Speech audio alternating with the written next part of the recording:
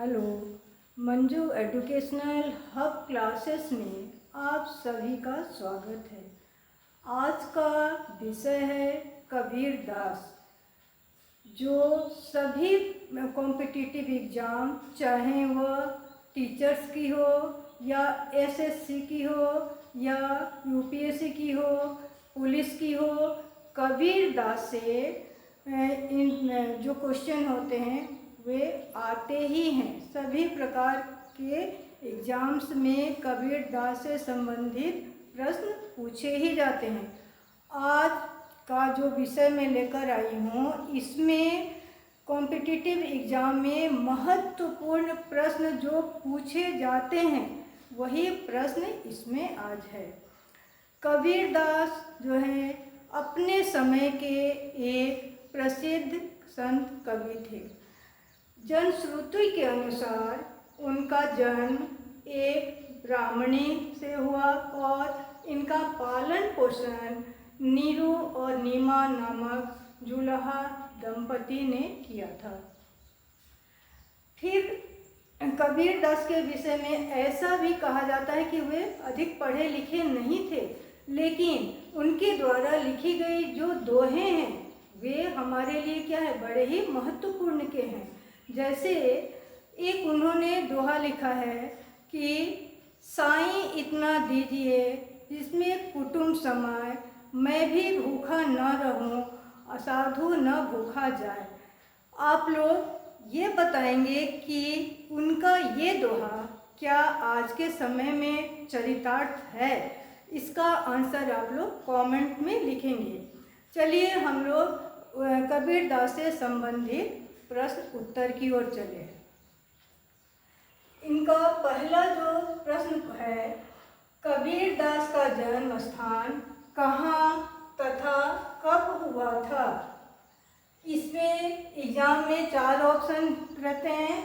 मैं यहाँ केवल जो सही आंसर है वही आंसर मैं बता रही हूँ। आप लोग यहाँ ध्यान से देखेंगे, वीडियो को अंत तक देखेंगे कि किस तरह से कबीर दास के द्वारा लिखी गई सारी कविताएं हमारे जीवन में किस तरह से वह महत्वपूर्ण सीख देती है। इसलिए वीडियो को छोड़कर आप लोग नहीं जाएंगे।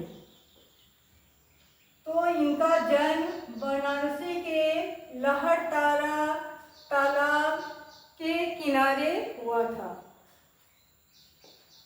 इनका जन्म सन 1398 में हुआ था। क्लियर? क्वेश्चन नंबर 2 है, कबीर दास का पालन पोषण किसने किया था?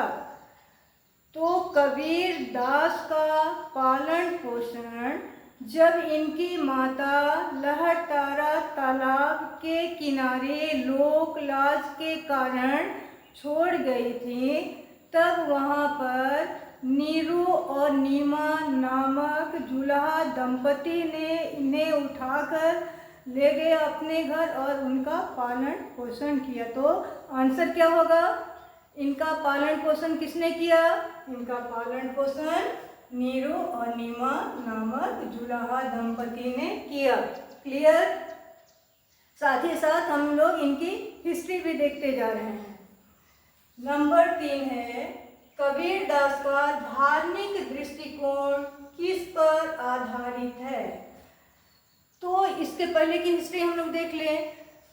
जिस समय कबीर दास का समाज में पदार्पण हुआ, उस समय हमारे समाज में धार्मिक संकीर्णताएं थी। लोगों में मतभेद की भावना, छुआछूत की भावना, धार्मिक मतभेद, इस तरह के पूरे समाज में ये विडंबनाएं फैली हुई थी। वैसे समय में कबीर दास समाज में आए और उनमें सुधार करने का उन्होंने बीड़ा भी उठाया।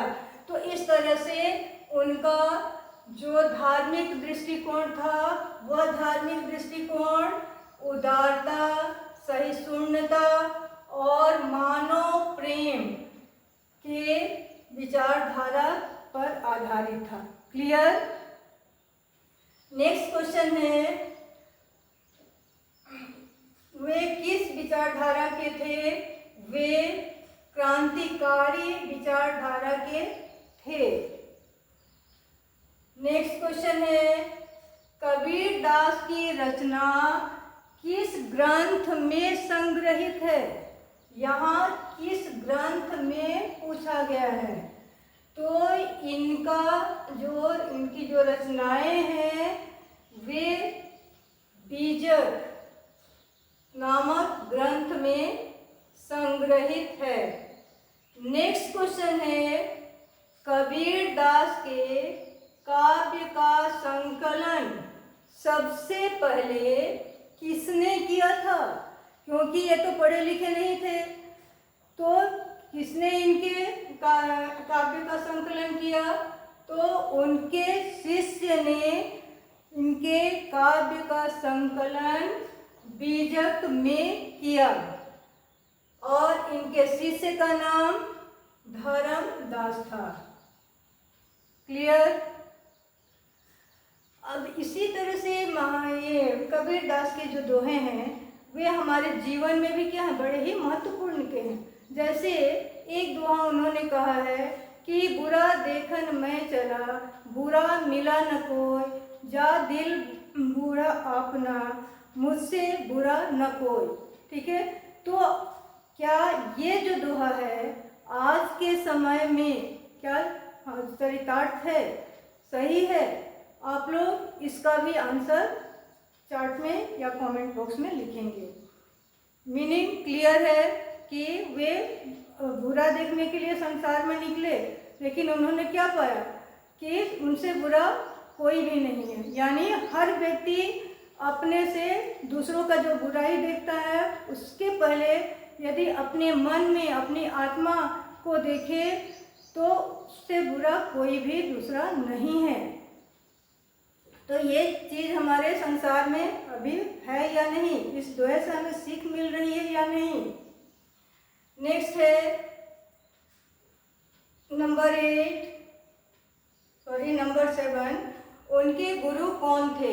उनके गुरु का नाम स्वामी रामानंद था। नेक्स्ट है नंबर 8, कबीर किस धारा के कवि थे? कबीर निर्गुण धारा के कवि थे, वे निराकार ब्रह्म के उपासक भी थे। 9, किस संप्रदाय के थे? कबीरदास किस संप्रदाय के थे? कबीरदास कबीर पंथ संप्रदाय के थे। नेक्स्ट है नंबर 10, इनकी भाषा को किस नाम से जाना जाता है? कबीरदास की ये मोस्ट इम्पोर्टेंट क्वेश्चन है। ये सभी प्रकार के कॉम्पिटिटिव एग्जाम में ये प्रश्न पूछे ही जाते हैं। तो इनकी जो भाषा है, इनकी भाषा को हम लोग सधुकड़ी या पंचमेल खिचड़ी के नाम से जानते हैं। वीडियो को आप लोग लाइक, शेयर, सब्सक्राइब करना नहीं भूलेंगे। नेक्स्ट क्वेश्चन है नंबर 11, इनकी भाषा में किन किन भाषाओं का मिश्रण है? तो उत्तर क्या है? इनकी भाषा में 5 भाषाएं मिश्रित हैं। कौन कौन सी? ब्रज भाषा है, अवधी भाषा है, भोजपुरी, राजस्थानी और पंजाबी। इसीलिए इनकी भाषा को पंचमेल खिचड़ी कहा जाता है। अब अगले वीडियो में हम लोग अगले टॉपिक के साथ